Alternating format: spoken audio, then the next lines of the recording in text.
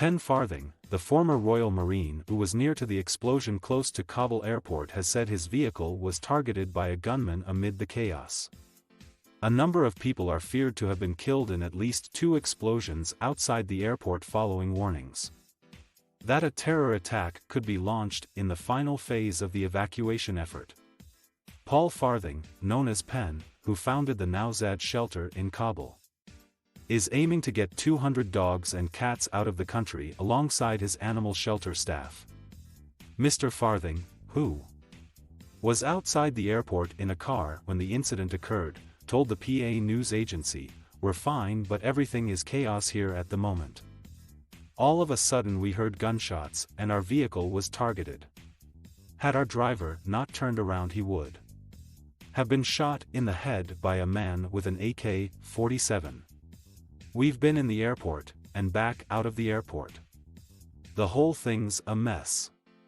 There's not much more I can say at the moment. I need to make sure the animals and everyone is safe." Since the collapse of the Afghan government, Mr. Farthing and his supporters have campaigned to have his staff and their families as well as 140 dogs and 60 cats evacuated from the country in a plan he has dubbed Operation Arkansas. On Thursday morning, he had issued a plea on Twitter to ensure his safe passage into Kabul airport. Addressing the Taliban spokesman, Suhail Shaheen, Mr. Farthing said, "Dear Sir, my team, my animals, are stuck at Airport Circle. We have a flight waiting. Can you please facilitate safe passage into the airport for our convoy? We are an NGO who will come back to Afghanistan, but right now I want to get everyone out safely."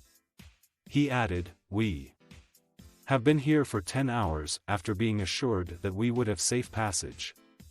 Truly would like to go home now. Let's prove the IEA are taking a different path."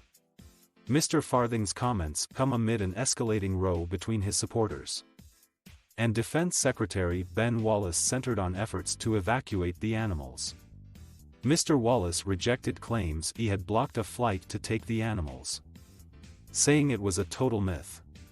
It came as Boris Johnson denied he had had any influence on the rescue attempts. In a series of angry tweets, Mr. Wallace lashed out at bullying, falsehoods and threatening behavior towards Ministry of Defense staff. He said, "Let's get some facts out there. 1. No one, at any stage, has blocked a flight. This is a total myth and is being peddled around as if that is why the pet evacuation hasn't taken place. 2. I never said I would not facilitate. I said no one would get to queue jump. 3. The issue, as those desperate people waiting outside the gates know too well, has always been getting processed through the entrances. It can take over 24 hours. There is no point turning up with a plane until the passengers/pets are airside. 4. As people were processed ARUP, Afghan Relocations and Assistance Policy, LOTR, leave outside the immigration rules, etc. They were called forward. Once processed and on the airfield, they are marshaled onto a plane.